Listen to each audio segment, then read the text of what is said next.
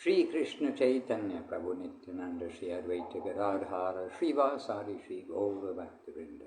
Hare Krishna, Krishna Krishna, Hare Hare, Hare Rama, Rama Rama, Hare Hare.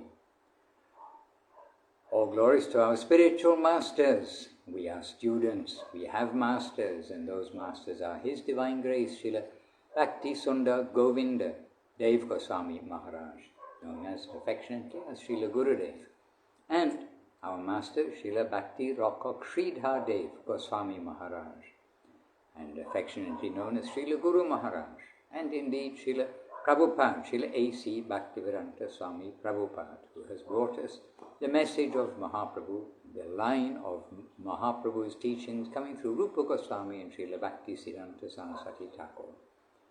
The three of them have brought Krishna consciousness to the world. They have their master, Srila Bhaktisiddhanta Saraswati Thakur, who has his master, and the original master, the Lord Himself, as Sri Chaitanya Mahaprabhu, just 500 years ago.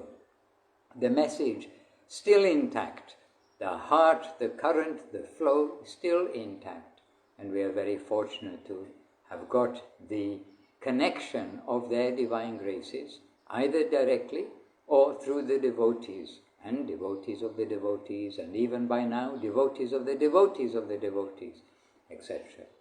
So to have any connection, even remotely, with such great masters is a huge fortune, because now the journey homeward has begun with the tangible help, the substantial help from the upper world. This morning, Srila Guru Maharaj was talking to us here, as he can talk to you also, means that we were sitting watching a video recording of Srila Sridhar Maharaj, Srila Bhakti Rockok Sridhar Dev Goswami Maharaj, together with the devotees as part of the morning program. And as we would do in Navadip, when Srila Guru Maharaj was giving darshan, being available for us to come to him, then we would go up to hear him, to give our obeisances during the time of the bhajans in the morning, the seated kirtans, and then often Srila Guru Maharaj would send us down. Okay, now you've heard from me, now go down and join the program in the temple. So in such a mood, in such a way, we heard from Srila Guru Maharaj seated in front of him, the camera is there too, we could see the devotees present. And Srila Guru Maharaj making one important point, that we are the Jiva soul. We are a tiny spark of Krishna. We are gross compared with Krishna, who is the finest of the finest. And the gross cannot push himself or push herself, cannot push itself into the presence of the finer. And Guru Maharaj, to help us understand, gave an example. Electricity can pass here, there and everywhere through different materials. But the materials such as steel or iron, they cannot enter electricity. And similar way, we've got the internet, and so if we bring it to the modern age, we can see that the Wi-Fi waves, the radio waves, the signal coming from one place to another, it can pass through glass, walls, so many things. But it's not that the glass and the bricks, etc., can go and enter into the finer wave, that wave of the internet message, the current that's coming through. So we are the gross side. Krishna is the fine side. We cannot push our way into Krishna. But Krishna, He can make Himself known to us. He can do everything. He is the Lord. He's God. He's who we're all searching for. The Supreme Personality of Godhead, who's created all other forms of Himself for various purposes. And He's created the material world also for a purpose, as the correctional house for those who turn against putting Him at the center. Krishna created everything for Himself. Not that then what He's created, everyone's going to try to be gods, little gods themselves, that we are supreme, we will enjoy, we are the enjoyer of these created items. The Lord is the enjoyer, and we must approach with the mood of service. That how do we satisfy the Lord with His creation, which includes ourselves? So the more gross cannot go to enter into the finer matter. And Guru Maharaj was giving this impression this morning, transmitting this into the heart of the devotees present, and also he knows he's being recorded. And Srila Guru Maharaj, in different occasions, with myself directly present too, referred devotees to his own books. Said, I've answered this question before, I've explained this before, it must be there within the books. So Srila Guru Maharaj referred to devotees to his own books. We know Srila Prabhupada did a similar thing. Srila Gurudev also did a similar thing. That in the books, then their expressions, their message is given. Now, I'm in Thailand as we speak. I'm in Thailand. Thailand is a place where really there is a temple in every little village, big village. There are many temples. And the temples are not with the doors closed. The temples are actually well looked after. This is the main theme, at least in this area where we are, near Mae Rim in the north of Thailand here. And each village has got their temple, and more than one temple very often. And amazingly how well they are maintained, how clean they are, and that they've got some activities going on. We went just to visit a local temple which is being developed, and it's not even in a village, it's in the forest, it's a retreat place, if you like. And I was surprised to find there that there were Western monks, Western novices. Now they didn't voluntarily come to speak to me, but they did give their greetings and a smile. And we know that sometimes the monks, they have some vows of silence, etc., and perhaps not encouraged to talk to other people for fear of, not fear, but for the caution of not to engage in gramya katha, mundane topics. But here there are so many temples, and a few minutes ago, then I heard the bell from the local temple here calling the monks to come for their midday meal, which in some of the temples, like this temple here, they take before midday. They don't eat anything after midday. Apparently they can drink, but not eat anything. So, to Westerners also, this idea, this attraction to meditation, to renunciation, to self-contemplation, contemplate about who am I, why am I here, what is the goal of life. This is attractive, and it is attractive on like a subtle level. It's not for getting something, I'll do this and then suddenly I'll be a millionaire by doing my austerities. I'm pretty sure that's not the mood that we see that the Westerners come to be in a Buddhist retreat, in a temple. Rather, it's the matter of sorting things out, getting some peace and quiet in the forest. They've got some teachers, no doubt, who are teaching them the teachings of Dharma, which, by the way, very similar to the Vaishnava teaching, very similar to the Christian teaching, because it's telling you not to steal, not to tell lies, not to have illicit sex life, not to take intoxication. Basic things which are civilized, what a civilized society would expect from moral persons. And immorality brings degradation, whereas morality gives a higher taste, is a higher kind of satisfaction.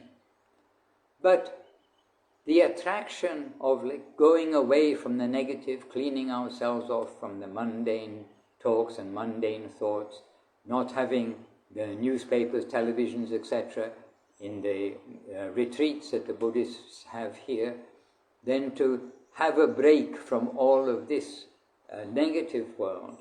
That is one kind of improvement. We want to have some improvement. But it is not taking us into the positive side. And when I see the monks, whether Thai, local, or whether Westerners, when I see them in the temple, I really feel like sharing with them some of the conception of Srimad Bhagavatam, of Chaitanya Mahaprabhu, of Srila Gurudev and Srila Guru Maharaj. Because they are giving the positive side, not just to be happy with some bright light or feeling of very perfect rest or any other of these different ideas, which we've heard from other friends of ours or associates of ours who've been on Buddhist meditation courses and attended these kind of some kind of retreat. Every retreat may be different. But they come back and have told various stories. One associate also saying, in their meditation you do have to sit straight, you do have to give concentration, and if you slouch down, the supervising monk, he has a cane and he cracks you across the back with this cane, so everybody sits up straight. Well, there is something to that, isn't there? I mean, we can say that they're getting some discipline of the mind, discipline of the body. And yoga is giving us some discipline of the mind, discipline of the body. But the positive side, to use our energy, giving way, to give my energy, but not wanting any return. This concept of bhakti, of being active, but being active not for oneself, but who for? Who does everything belong to? It is God, the Creator. Where does everything come from? Where does beauty come from? The harmony of nature. How does it all work? Hundreds and thousands of planets and stars, millions of planets and stars. All kinds of things are all floating in harmony. And with all that, then we've got the subtle influences of the constellations, of the planets, of the stars, etc.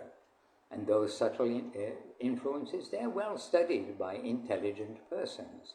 The astrological side of astronomy and knowing the movement of the planets. All of these have a purpose. And we see such astrology being referred to in the birth of Ramachandra, appearance of Ramachandra, appearance of Krishna, appearance of Mahaprabhu. Then we see that some reference is being made for the time or that first breath that they take, the influences of everything. So there is a whole world, a whole universe which is flowing sweetly and happily. Everybody knows you can't just go outside, get a lump of soil and make a mobile phone. It takes a lot of brains combined together to understand the qualities in different materials, the qualities of their resisting or not resisting electric current and this, that and the other. And then with lots of brain power, lots of thinking combined together from a lump of earth, a few rocks here, there, then you come up with a mobile phone. It doesn't happen by chance. And a mobile phone still needs an operator. So everything has got a creator. Even the simplest thing, a spoon, a plate, anything that we think of, it doesn't automatically manifest like that from earth or from the rock. It's got some creator. So, who is the cause of the creation? Who is the cause of the consciousness of the living entities? He we are to search after. That origin of consciousness. And consciousness can only produce consciousness. It is not reasonable, very foolish. In fact, a child thinks it's foolish. All of my friends at school thought it was super foolish when they're teaching us about the Big Bang theory, and we are asking the teacher, so what went bang? Where did that come from? And then this. That consciousness comes from matter is a little hard pill to swallow. But consciousness can produce matter. A higher energy can produce a lower energy. That is much more reasonable to consider. So there's the positive side, not only to get some peace and quiet from the disturbances of the world, but to have a positive engagement in seeing that everything is actually created by the Creator and for the Creator. That creation is predominated by beauty, by affection, by attraction. The planets float by attraction, by gravitational fields. And our Guru Maharaj, Srila Bhakti-Rapak Sridhar Deva Goswami Maharaj, explains that when attraction comes within the conscious plane, it's love and affection. And so love and affection, this is the origin, we are told from the scripture and the experts in the scripture. Love and affection, beauty and love, this is the origin.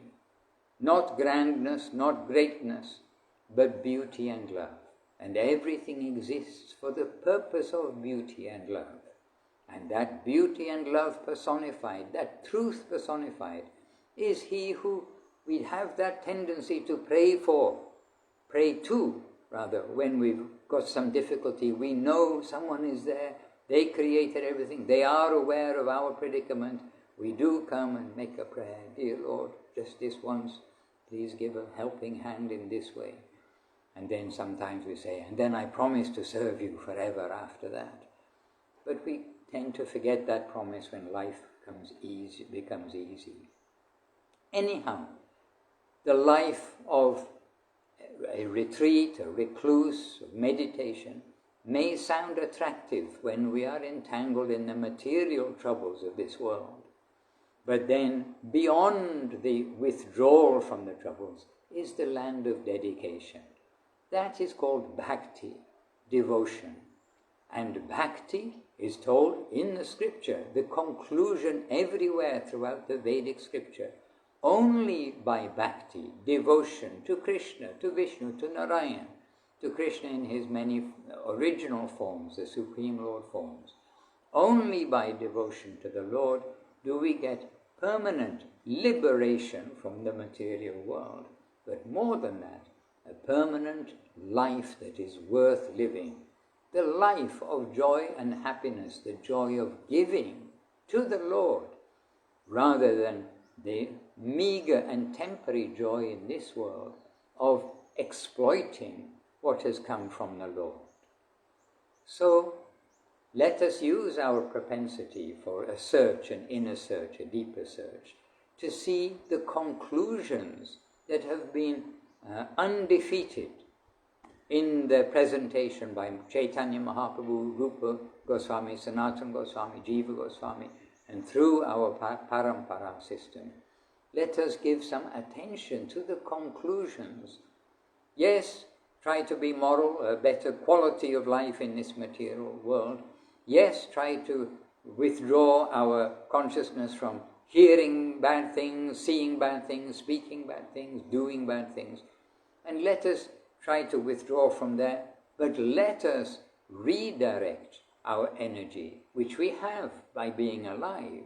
Let us redirect that energy in giving to the Lord, learning what the Lord likes and supplying that to Him, so that then we become the supplier of the things for the Lord, His servant, rather than the general tendency in religious life that somehow there's somebody up there to do something for me.